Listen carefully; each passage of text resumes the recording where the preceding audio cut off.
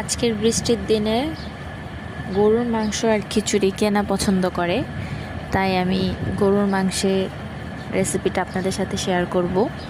সবসময় আমরা হাতে মাখা গরুর মাংসটা খাই, কিন্তু এভাবে কষানো গরুর মাংস কিন্তু খেতে খুবই মজা লাগে, দারুণ লাগে।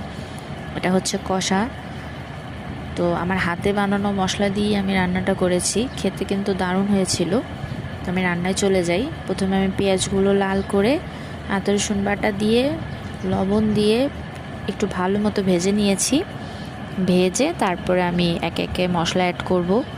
দিয়ে দিলাম আমার গুঁড়া মশলা, গরম মশলার ফাঁকি, আর একটা হচ্ছে আমার হাতে বানানো গরুর মশলা।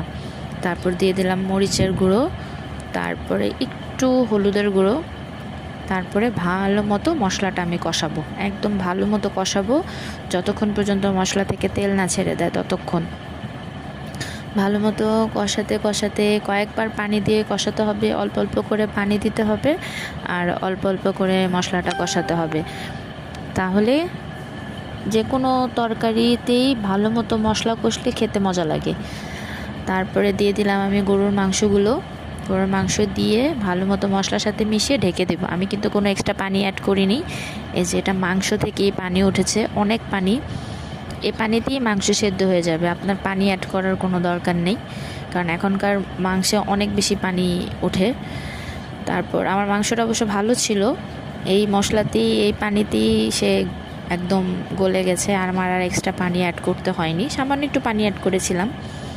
তারপরে এই যে মাংসটা একদম ভাজা ভাজা করে ফেলেছি, বাস হয়ে গেল আমার ঝাল ঝাল গরুর মাংস।